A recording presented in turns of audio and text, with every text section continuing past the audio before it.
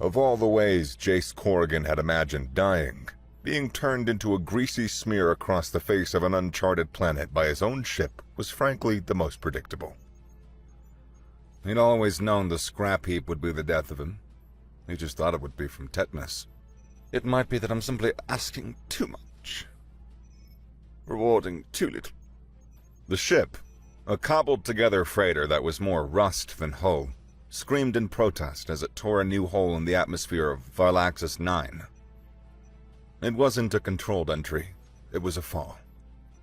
Red lights strobed across the cramped cockpit, painting Jace's grimacing face in apocalyptic shades. Alarms, each with its own unique and grating personality, blared a cacophony that signaled imminent, violent disassembly.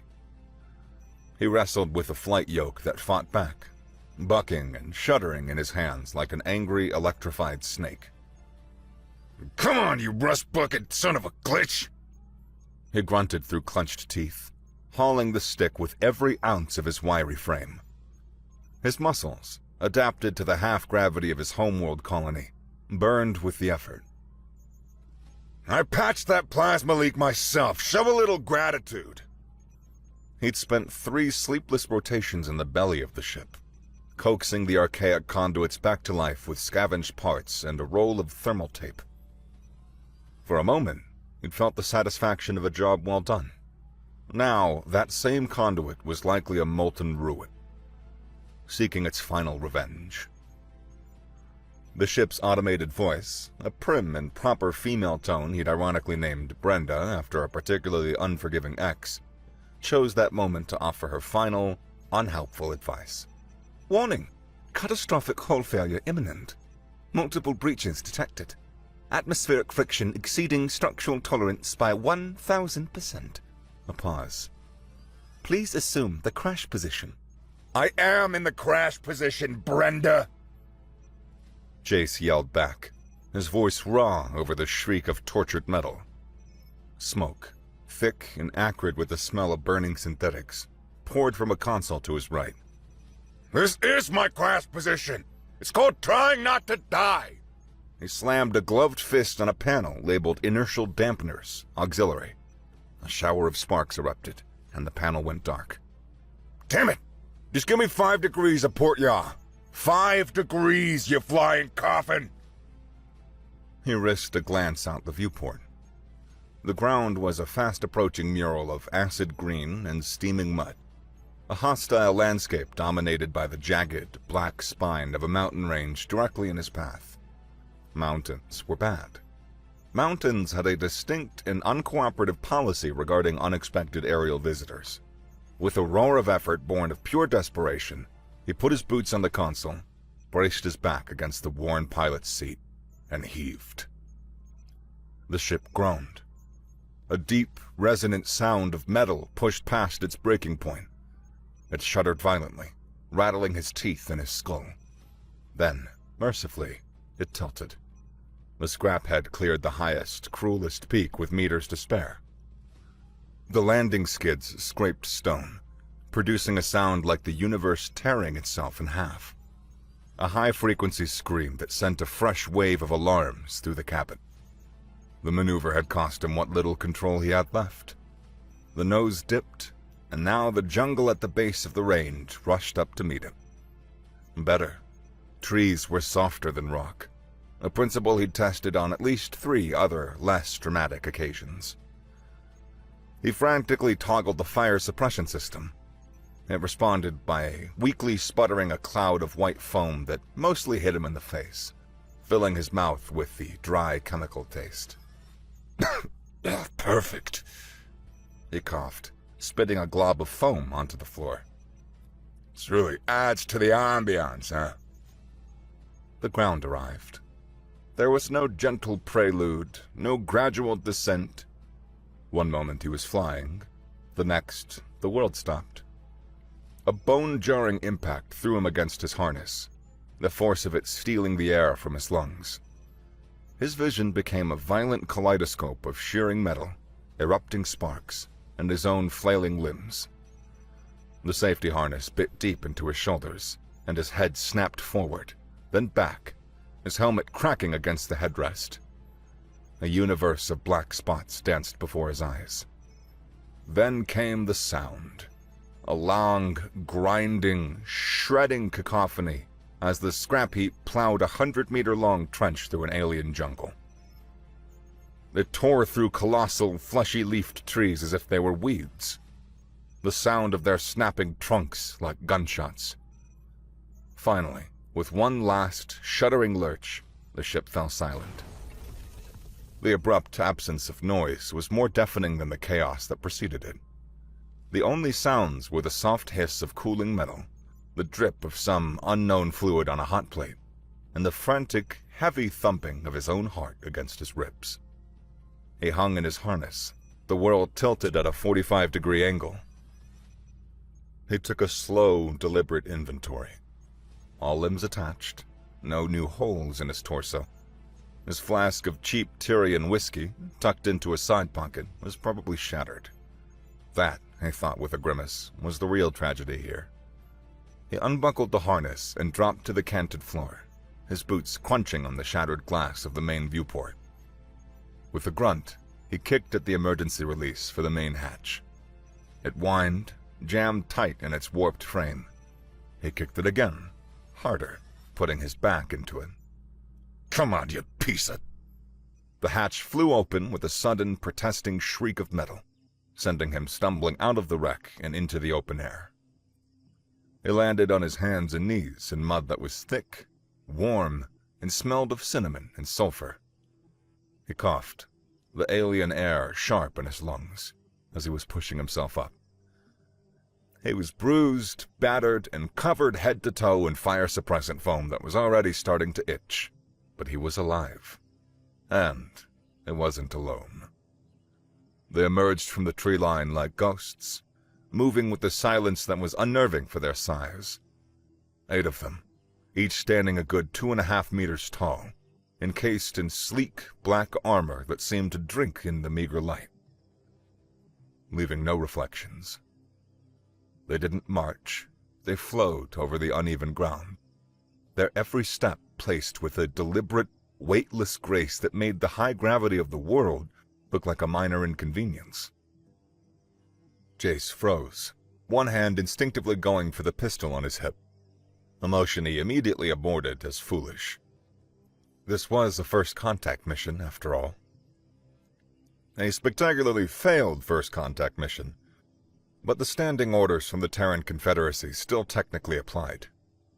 He slowly raised his hands, the foam dripping from his fingertips, trying to arrange his foam-streaked, dirt-smeared face into something resembling harmless galactic explorer, and not deranged crash survivor who might start screaming at any moment. A figure detached from the group, moving to the front. The armor was the same obsidian black, but the bearing was different, more commanding.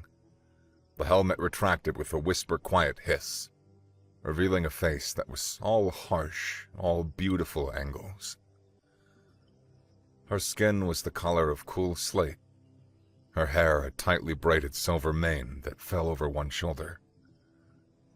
Her eyes were the color of molten gold, and they were fixed on him with an expression of profound, clinical disappointment. She was built like a starship support column, her muscles coiled like high-tension cables beneath her form-fitting undersuit.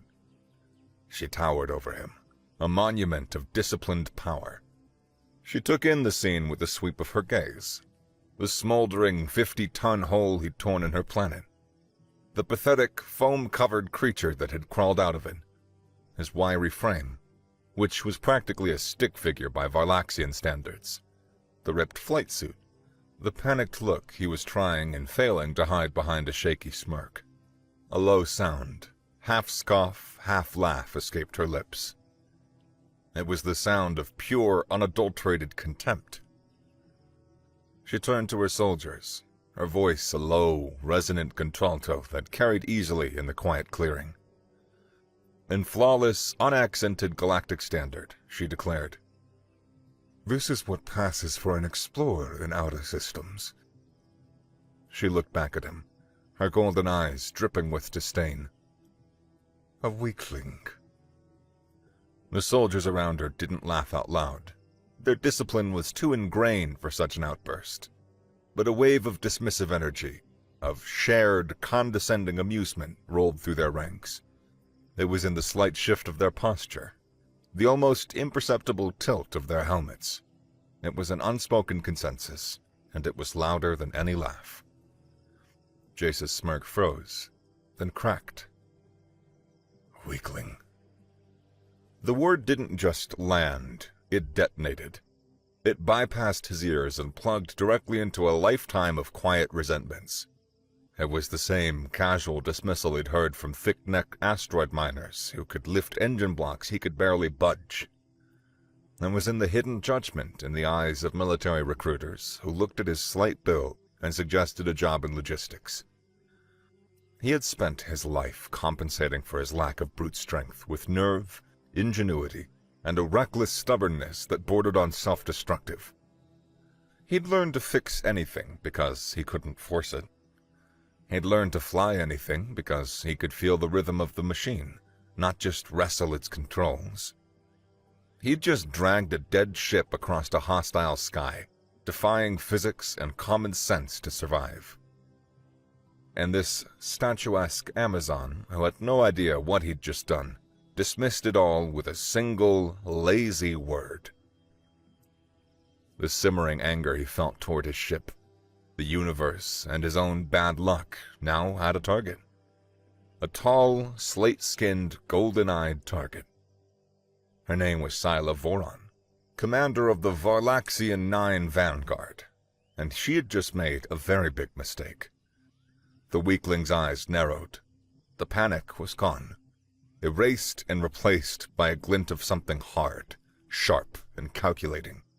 Before Scylla or her soldiers could react, he spun on his heel and scrambled back into the smoking, groaning wreck of his ship. "Hold him!" she commanded, her voice sharp, taking a step forward. But it was too late. He disappeared into the darkness of the mangled hull. One of her soldiers, a large male named Tark, raised his rifle. "Commander, he could be arming a weapon." "Hold your fire, Tark," she ordered, her voice tight with annoyance. She gestured with her chin toward the wreck. "Let's see what pathetic defiance this low-G primate can muster." Inside the wreck, Jay slammed a fist against a still-active control, ignoring the sting of a fresh cut on his knuckles.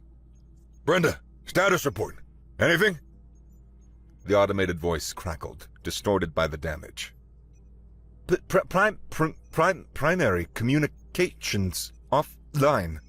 Main power offline. Emergency beacon offline. Power cell compromised." "Compromised how?" Jace demanded, kicking a loose panel out of his way as he navigated the tilted, debris-strewn corridor to the aft engineering section. "The emergency beacon's primary power cell was ejected during structural failure." Brenda's voice wavered. "Trajectory analysis indicates impact 0.8 kilometers from this position. Bearing 233. Energy signature detectable." A flickering, schematic-style map appeared on a secondary screen, showing a blinking red dot deep inside the jungle. 3.8 clicks through that to get to the one thing that could call for help and prevent a diplomatic catastrophe from becoming an interstellar incident. Fine, he'd do it himself. He reappeared moments later. The change in his demeanor was stark. He was no longer a crash victim. He was a man with a job. He moved with a swift, economical purpose that hadn't been there before, his every action deliberate. He'd shrugged off his ruined flight jacket, and now had a heavy-duty, olive-drab survival kit slung over one shoulder. In his hand, he held a complex-looking device, a mishmash of multi-tool and a diagnostic scanner with various probes and emitters bristling from its chassis. He was ignoring the Varlaxians completely now, his entire being narrowed to the task ahead. He met Scylla's gaze for a fraction of a second. He didn't say a word. He didn't have to. His expression, a mask of grim resolve, was an eloquent and universal statement that transcended species and language. It said, "Watch this." And then, without a backward glance, he turned and walked straight into the jungle, following the bearing on his wrist-mounted compass. Not toward a path, not toward a clearing, but deeper, into the terrifying predator-filled wilderness where even her hardened soldiers trod with caution. The Varlaxians watched him go, a silent tableau of armored giants and one rapidly disappearing human. The acid-green foliage swallowed him whole. "Commander?" Tark asked, his voice laced with confusion. "His heading is illogical. There is nothing in that direction but swampland and apex fauna territory." Silas stared at the spot where the human had vanished. The arrogance, the sheer suicidal audacity of it. But he hadn't been directionless. His steps were measured, his gaze fixed on his compass. He was moving with intent. "He thinks he can survive out there," she said, her voice soft with a dangerous curiosity. "He will learn that desperation is not strength." She turned back to the crashed ship. It was a diplomatic disaster, but for now, the jungle would mete out its own brand of justice. The jungle was a living entity, and it wanted him dead. The air was not a blanket. It was a hot, wet mouth, thick with cloying sweetness of alien blossoms and the rich smell of decay. Every shadow seemed to hold a dozen unseen eyes. The ground was a treacherous soup of mud and gnashing roots, eager to trip him, to hold him.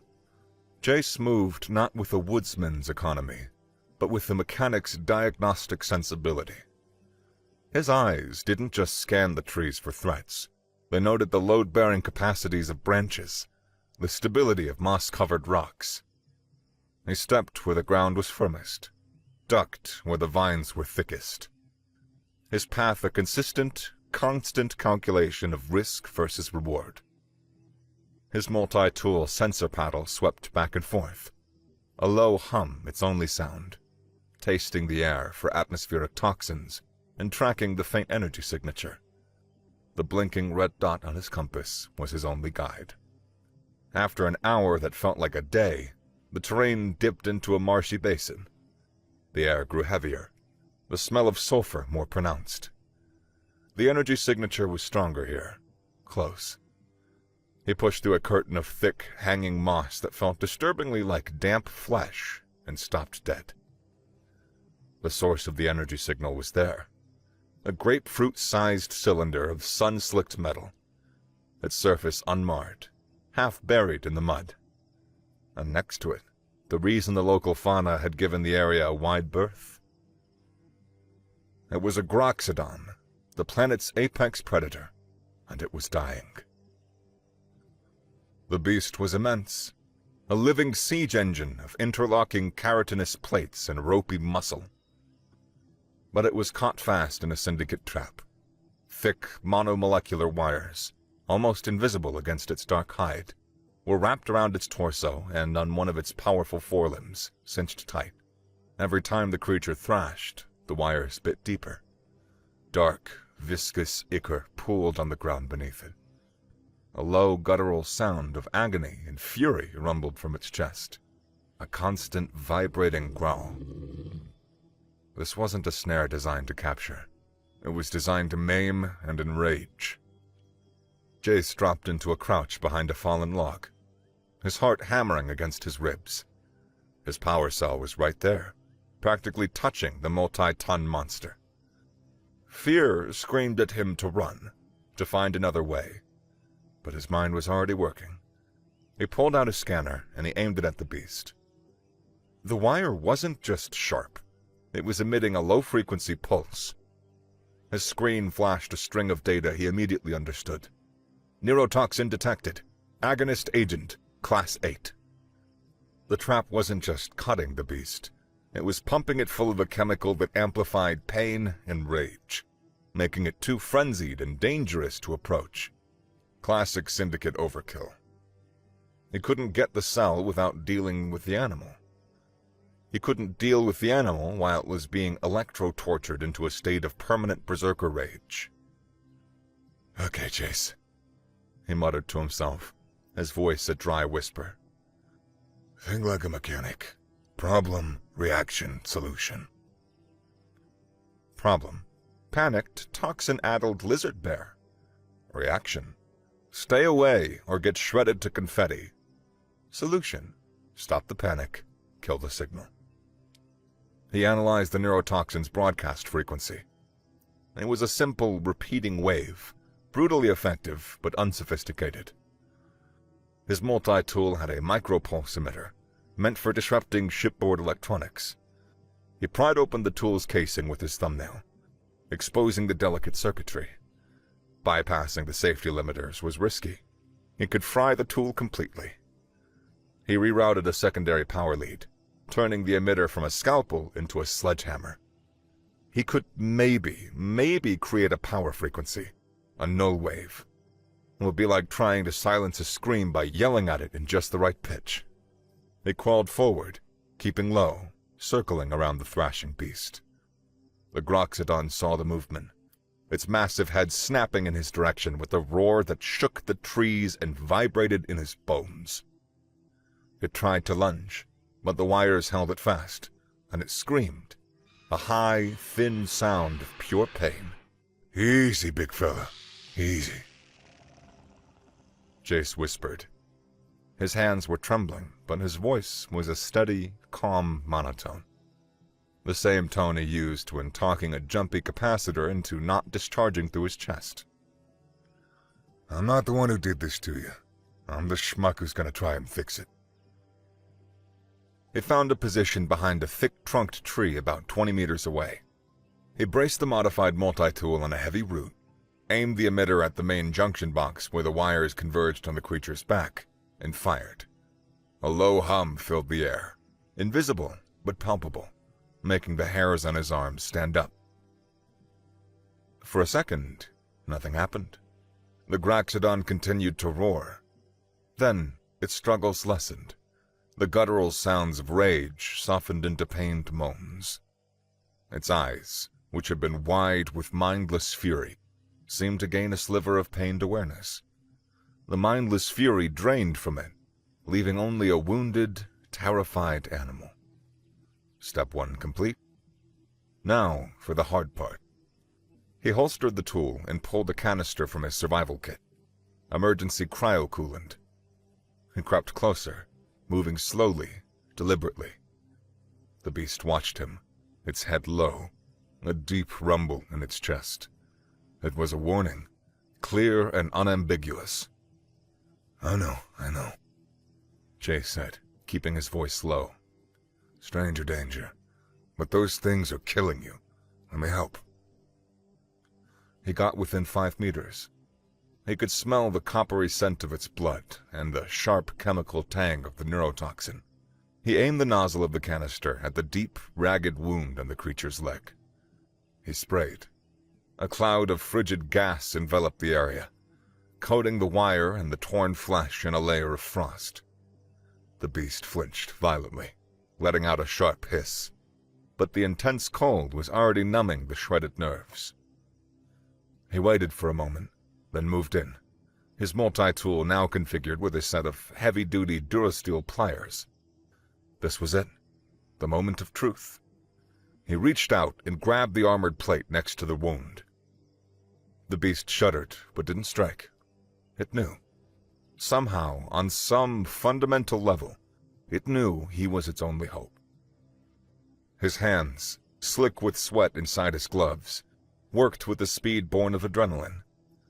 The wire was embedded deep in the muscle tissue. He had to set the pliers, brace himself, and pull, prying it out of the flesh. The metal screamed in protest. The Groxodon let out a long, low moan of pain, its entire body tense, but it held still. Finally, with a sickening snap, the main wire around its leg came free. Jace didn't waste a second. He grabbed a wide, foil-packed brush from his kit, a self-cauterizing biosealant bandage, and slapped it over the worst of the wound. The patch hissed as the chemical agents within it instantly sealed the torn flesh and arteries. He was just about to start on the second set of wires around the creature's torso when a new sound cut through the jungle. A heavy, crashing tread. Another roar. This one confident, challenging. Jace spun around. A second Groxodon, larger and uninjured, with a pair of massive, serrated tusks curving from its jaw, had emerged from the trees. It had begun stalking the wounded one, drawn by the scent of blood, waiting for it to weaken. Now, it was moving in for the kill. His Groxodon, and he was already thinking of it as his, struggled to its feet, letting out a weak, defiant roar. It was still tangled in the torso wires, no match for the larger aggressor. They were both going to die. No way! Jace snarled, a fresh surge of stubborn anger washing away his fear. I did not just perform unlicensed veterinary surgery on a T-Rex-sized badger for it to end like this! He grabbed his discarded power cell.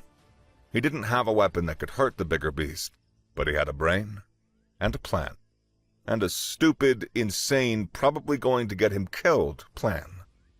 He scrambled up the side of his wounded Groxodon, wedging himself between two of its dorsal plates, grabbing onto a ridge of bone for a handhold. Come on, buddy! He yelled, slapping the creature's neck. Let's get out of here! Move! The wounded beast, spurred by the primal instinct to flee from a superior predator, surged forward, crashing through the undergrowth with surprising speed. The rival gave chase. Jace held on, the power cell clutched to his chest, the motion of the running beast jarring his bones. He looked back. The tusk monster was gaining on them. He saw his chance, a narrow ravine, maybe 10 meters across, spanned by a single, half-rotten log. Left! Go left! He roared, yanking in an armored plate to steer his mount like a desperate jockey. The wounded beast responded, veering toward the ravine. It launched itself across the gap, its powerful legs bunching and releasing, landing hard on the other side and staggering from the impact. The rival followed without hesitation, its massive weight landing squarely on the ancient log. With a crack like thunder, the log splintered and collapsed. The tusked Groxodon fell, roaring in fury, into the ravine below. There was a final, sickening crunch as it hit the bottom.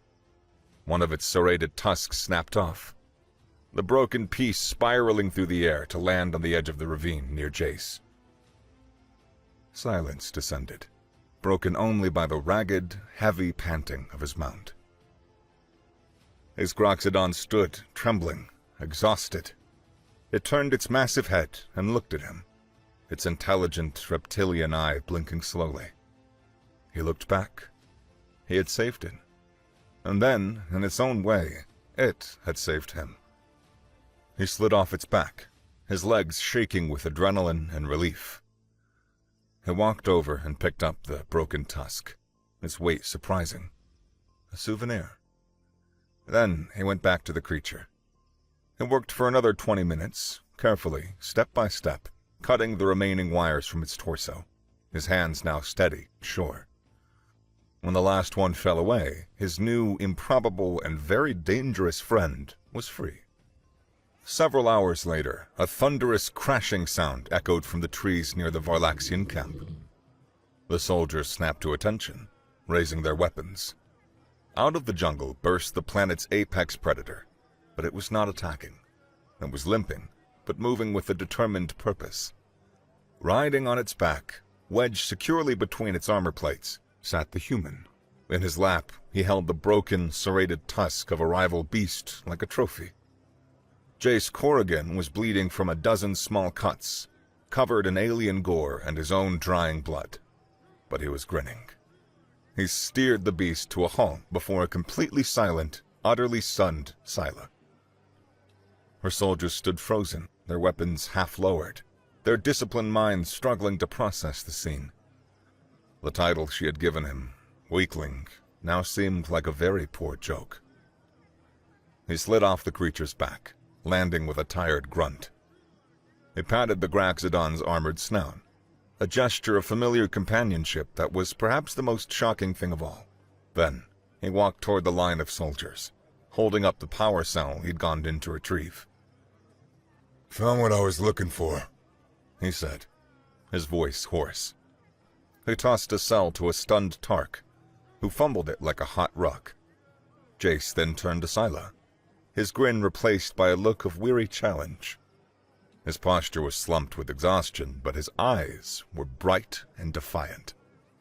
She had called him a weakling, and now she watched in stunned silence as he returned from an errand that she had deemed impossible, having apparently tamed her world's most fearsome predator along the way. In the Varlaxian Mobile Command Center, a sleek dropship that was as Spartan and functional as their armor, Jace sat on a medical slab while a medic sealed his cuts with the low, hissing dermal regenerator. Scylla stood with her arms crossed, her expression unreadable. The air of casual contempt was gone, replaced by a focused, analytical intensity.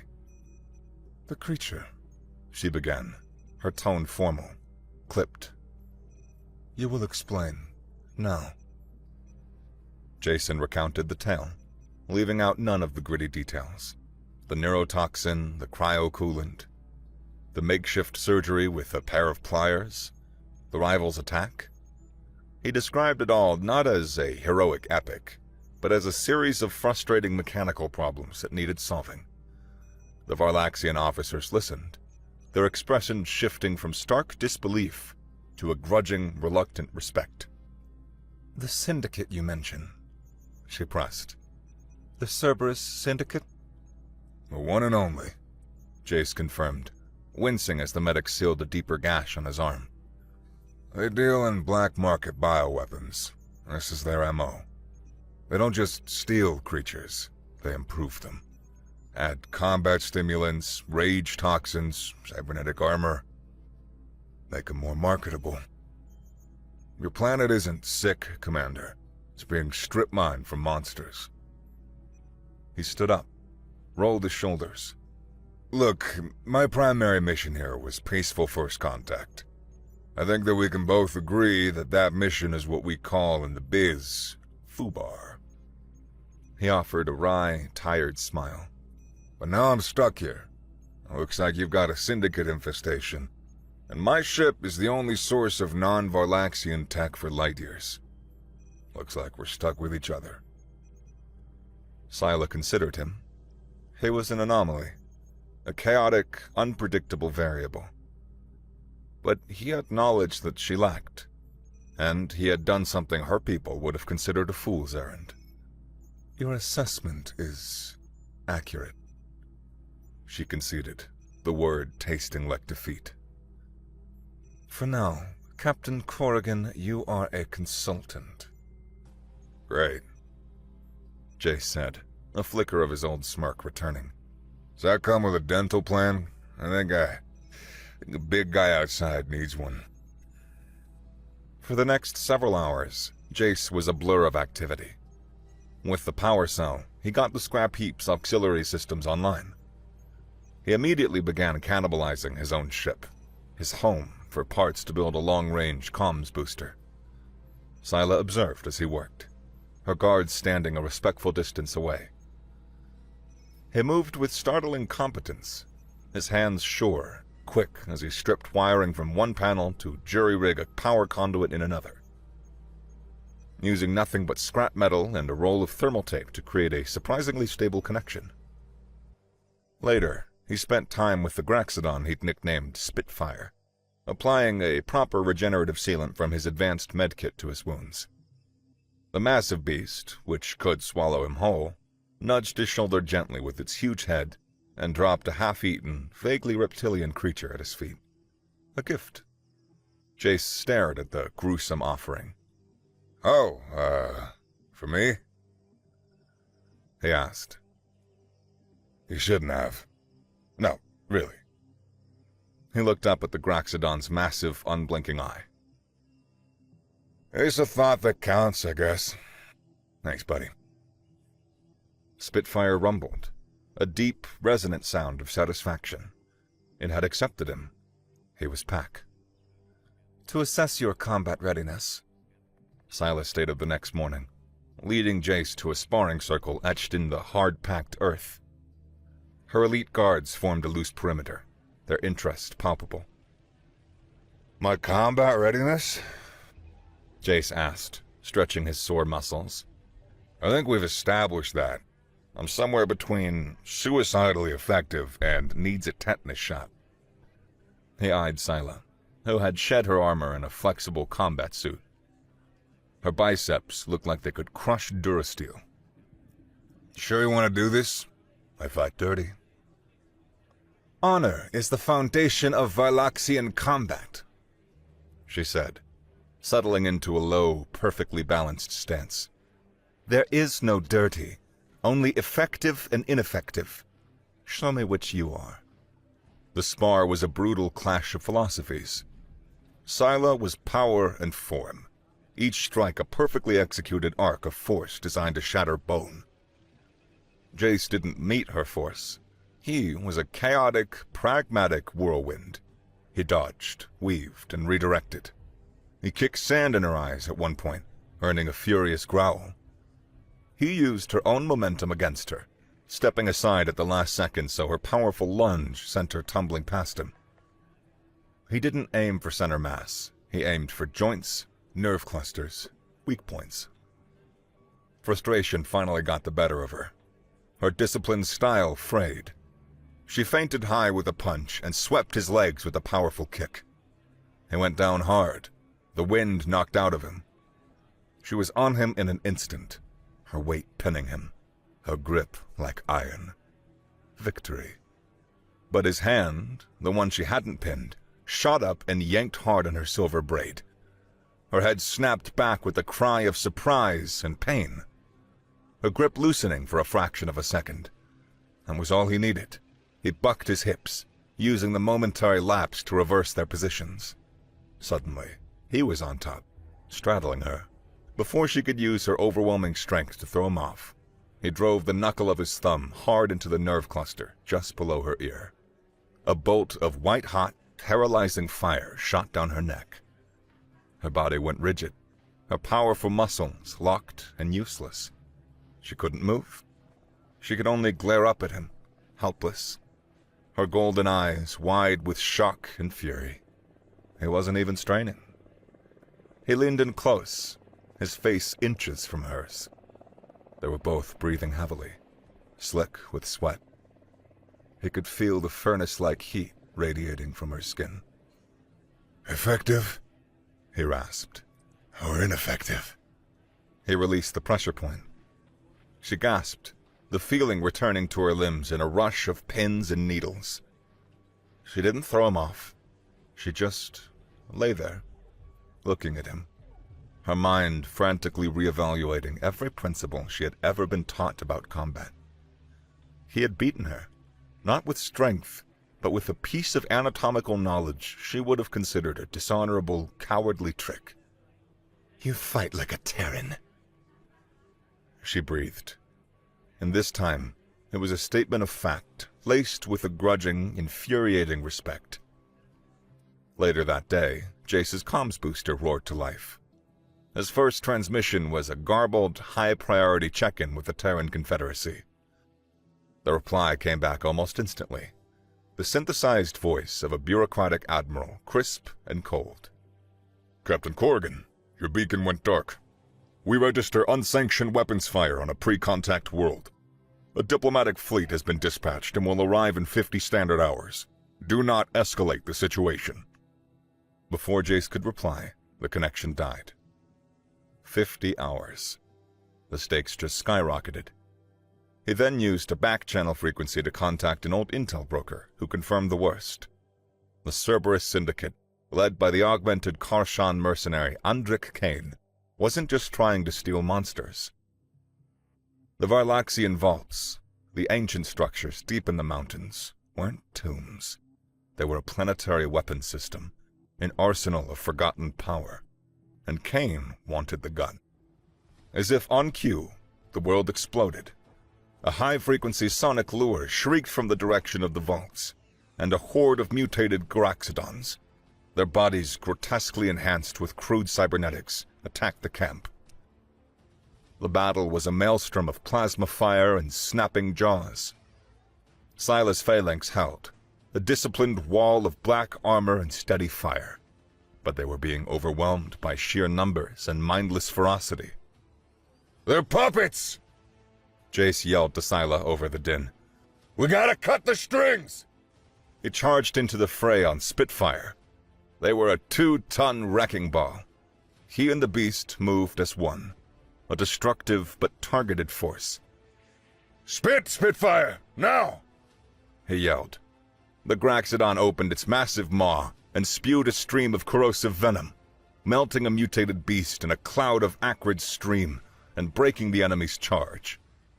Jace, firing his plasma pistols from the perch, targeted the small, glowing sonic receivers crudely bolted to the creature's necks. Each one he destroyed caused a mutant to falter, its mindless rage replaced by confusion. He and Spitfire turned the tide, earning the roaring disapproval of Sila's soldiers. After the battle, the air was thick with the coppery tang of discharged power cells and the scent of burnt alien flora. Jace found Sila in the scrap heap's engine room, wrestling with the sparking power cable damaged in the fight. "Need a hand?" he asked. "I have it under control," she grunted, her muscles straining as she tried to force the connection. Jace sighed, pulling out his multi-tool.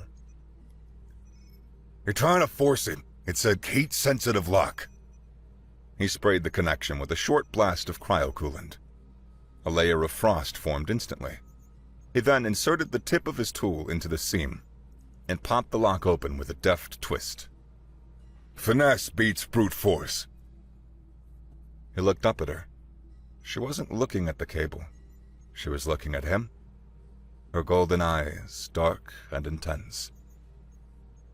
She grabbed the front of his shirt, pulled him forward, and crashed her mouth against his. It was a collision, a release of all the pent-up friction and energy between them. It tasted of sweat, scorched metal, and the aftermath of battle. In the heat of this ruined ship, they found a new kind of battle, and this time there was no question of who was on which side. The next day, Jace sat hunched over his datapad, frustrated. The Varlaxian histories were all epic poems, full of glorious battles and honorable deeds, but useless for technical data. On a hunch, he ran their ancient sagas through the ship's decryption software, but instead of looking for hidden meanings, he told it to search for syntax patterns indicative of a technical manual disguised as poetry. It spat out a result, and as he read the translation, his skin grew cold. He stared, the truth rearranging itself in his mind. The poetic sagas weren't prophecy. They were a user manual. Vault control system requires biometric synchronization. Parameter 1. Designate _prime _alpha _fauna. Parameter 2. Designate _controller/handler. Parentheses. Sentient non-endemic / non-Varlaxian. End parentheses. He showed it to Sila. "It's a 2-factor authentication," he explained, his voice grim. "Your people only ever saw the first part. You saw the beasts as a challenge to be conquered, a test of strength." Sila stared at the text, her face pale beneath its slate gray complexion. "The Founders, they created a defense we could never use." "What if it wasn't a primary defense?" Jace mused, the pieces clicking into place. "What if it's a reset switch? A failsafe designed for a moment just like this? For when your culture became so rigid, so focused on honorable strength, that you can't adapt to a dishonorable threat like Cain. This is a test, to see if you could accept a different kind of strength, to trust an outsider." By accident, by sheer, stubborn human contrariness, he had become the only key. "So," Jace said, pacing the command center, "Kane's fortifying the main vault. We need to go to the offensive, get to that control room, and I need to plug my big, scaly friend into the motherboard before the Terran fleet shows up and starts asking awkward questions with plasma torpedoes. It was time to get to work. Scylla rallied a dozen of her most elite warriors. Jace, meanwhile, custom-welded scavenger armor plates onto his flight harness, strapped plasma pistols to his thighs, and slid on his signature aviator shades, the only vanity he allowed himself. Scylla looked him up and down, a corner of her mouth twitching. "You look ridiculous, Corrigan." "I know," Jace grinned. "It's a look. Let's go make a scene." The charge was madness. Jace led the assault on Spitfire, braced between the beast's dorsal plate for cover, firing his pistols like a turret gunner on a living tank. Scylla and her warriors flanked him, a V-shaped wedge of black armored death. They hit the Syndicate perimeter like a meteor, a maelstrom of plasma fire, roaring beasts, and brutal close-quarters combat. They breached the main vault, a cathedral of ancient, living technology whose walls pulsed a soft, internal light. Spitfire was too large for the inner corridors, so Jace left him to guard the entrance, a terrifyingly effective deterrent, while he and Scylla fought their way deeper, covering each other seamlessly. In the central control chamber, they confronted Andrik Kane. The Karshan mercenary was a monster of metal and flesh, his augmentations crude but powerful. "Jace, the consul!" Scylla yelled, her ancestral blade singing as she engaged the warlord. While they dueled in a shower of sparks, Jace yelled for Spitfire. The beast, sensing his urgency, crashed into the chamber, shattering the doorway. "Okay, buddy! Head on the console, right there!" Spitfire obeyed, placing its massive, armored head against a designated panel. The vault hummed, and a new light flooded the room. Biometric sync. Prime Alpha Fauna. Accepted. Scylla was in trouble. Kane fought without honor, heading her with a concealed paralytic dart in her leg. As he raised his weapon for the final killing blow, Jace yelled, "Hey, lizard face! Spitfire! Spit!" A glob of corrosive venom hit Kane's plasma rifle, melting it into slag. Scylla, ignoring the fire in her leg, lunged and shattered Kane's cybernetic optic with the heavy hilt of her blade. The warlord crumpled. Jace slammed his palm on the console next to where Spitfire's head rested. Biometric sync. Non-endemic controller. Accepted. Initializing planetary defense protocol. A wave of pure, silent energy pulsed from the vault, washing over the planet. The mutated beasts fell dormant, their cybernetics fried. The Syndicate's tech fizzled and died. The vaults sealed themselves. The war was over. Jace and Scylla stood together, exhausted and victorious, in the sudden, profound quiet. On a landing platform at sunset, Scylla joined Jace, who was resting against the warm, armored flank of the Graxodon. "His aggression is tempered. His loyalty is absolute. He has earned the name of honor," she said, her voice softer than he'd ever heard it. "I have named him Corrigan." Jace looked from Scylla to the massive beast, then smirked. "That's calling him Spitfire, but Corrigan?